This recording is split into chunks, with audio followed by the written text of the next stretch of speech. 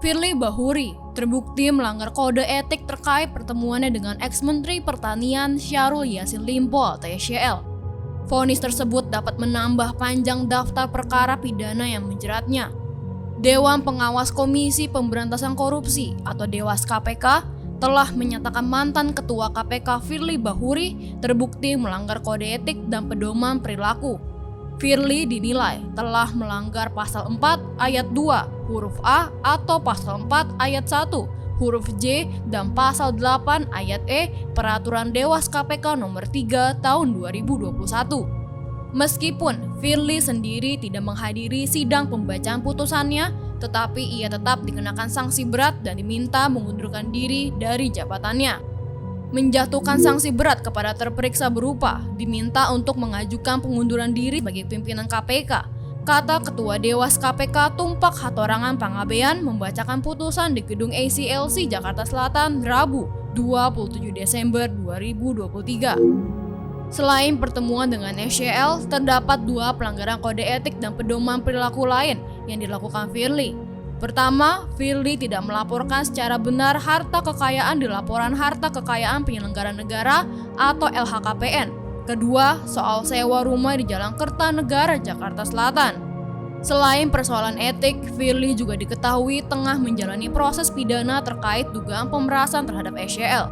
Dalam perkara ini, Polda Metro Jaya menjerat Firly dengan pasal 12E atau pasal 12B atau pasal 11 Undang-Undang Nomor 31 Tahun 1999 tentang Pemberantasan Tindak Pidana Korupsi atau Tipikor sebagaimana diubah dan ditambah dengan UU Nomor 20 Tahun 2001 Jungto Pasal 65 KUHP. Pakar Hukum Universitas Jenderal Sudirman atau Unsud Purwokerto, Profesor Hipnu Nugroho mengatakan, putusan sidang etik Firly bisa dijadikan bukti dalam perkara pidananya. Bahkan kata Hipnu, tidak menutup kemungkinan kalau perkaranya akan bertambah. Putusan Dewas KPK sangat bisa digunakan untuk bukti di kasus pidananya. Nanti akan ada tindak pidana umum dengan tindak pidana korupsi yang sedang diusut dan umum. Karena diatur dalam UU KPK, ada administrasi. Apakah nantinya akan dihentikan atau apa, tergantung putusannya. Jadi kalau istilah hukumnya, ada beberapa perbuatan pidana administrasi dan tindak pidana korupsi, ujarnya kepada Forum Keadilan Rabu 27 Desember. Seperti yang dikatakan Hipnu, memang berdasarkan pasal 36 UU Nomor 30 Tahun 2002 tentang KPK, pimpinan KPK dilarang mengadakan hubungan langsung atau tidak langsung dengan pihak yang perkaranya sedang ditangani KPK.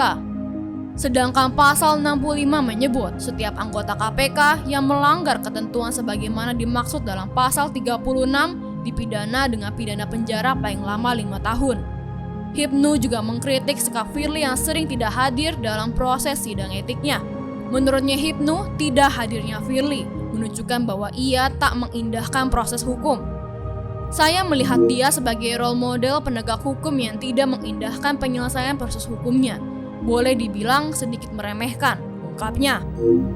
Hal yang sama juga diungkapkan pakar hukum pidana Universitas Trisakti Abdul Fikar Hajar.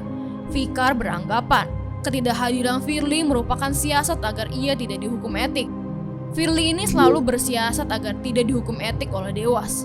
Padahal kelakuannya sudah sangat merugikan institusi. Menurut saya perbuatannya sudah jelas selain melanggar etika juga sudah menjurus pada pidana, katanya kepada Forum Keadilan Rabu 27 Desember.